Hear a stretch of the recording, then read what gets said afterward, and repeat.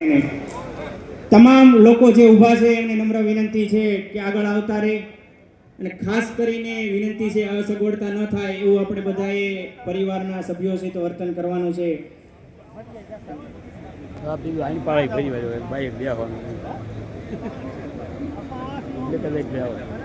આપણી વચ્ચે પ્રદેશ સંગઠન મહામંત્રી મનોજભાઈ સોરઠિયા તથા પ્રદેશ અધ્યક્ષ ઈશુદાનભાઈ ગઢવી તથા આપણા ગુજરાત રાજ્યના પ્રભારી અને એક્સ મિનિસ્ટર એવા ગોપાલરાયજી પધાર્યા છે. તો હું વિનંતી કરીશ એમને કે સ્ટેજ ઉપર પોતાનું સ્થાન ગ્રહણ કરે.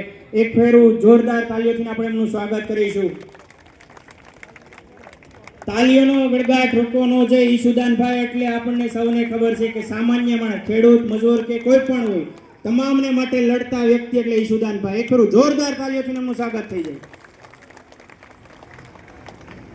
સાથે મનોજભાઈ પધાર્યા છે કે આ પાર્ટીમાં પ્રાણ પૂરનાર, જ્યારે કોઈ ટોપી ખેસ પહેરવા તૈયાર નહોતું, ઝંડા બાંધવા તૈયાર નહોતું, ગાંડા ગણતા, 12 થી 13 વર્ષ પહેલાથી આમ આદમી પાર્ટીની ઝંડો લઈને નીકળેલા અને આજે આ મુકામે પહોંચાડવામાં એનો સિંહ ફાળો છે. ફરું મનોજભાઈ સોરઠિયા માટે જોરદાર તાલીઓનું સ્વાગત છે.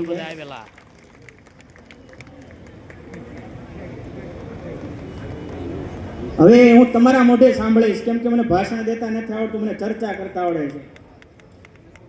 સેમીફાઇનલમાં આપણે જીતવું છે કે નથી જીતવું? હાથ ઊંચા કરે. જીતવું છે ને? અને 2027માં વિસાવદર વાળી કરવાની. આવી જ રીતના આકલા પડકારા સાથે આ સભામાં આપણે રહેવાનું છે. સ્વયંસેવકનો સાથ સહકાર આપવાનો છે. વિશેષ નહીં કહું, પણ હવે મારા બેન શ્રી સેજલબેન ખોંટને કહીશ કે એમનો દુર્ભાર એન્કરિંગનો સંભાળે. બેન શ્રી સેજલબેન ખોંટ, થેન્ક યુ.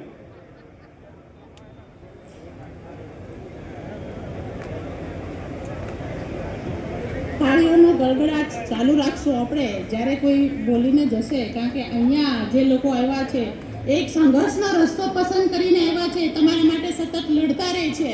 અને આજે તમારા માટે જેમ તાળીઓ પાડીને એકવાર જોરદાર સ્ટેજ ઉપર જે આપણા મહેમાન આવ્યા છે એમના માટે તાળીઓ પાડવામાં આપણે જરાય કંજૂસાઈ નહીં કરીએ. જોરદાર તાળી લગાડો. વાહ, બહુ સરસ. એમ તો આપણે કાઠિયાવાડ કહેવાય, કંજૂસાઈમાં આપણે માનતા નથી.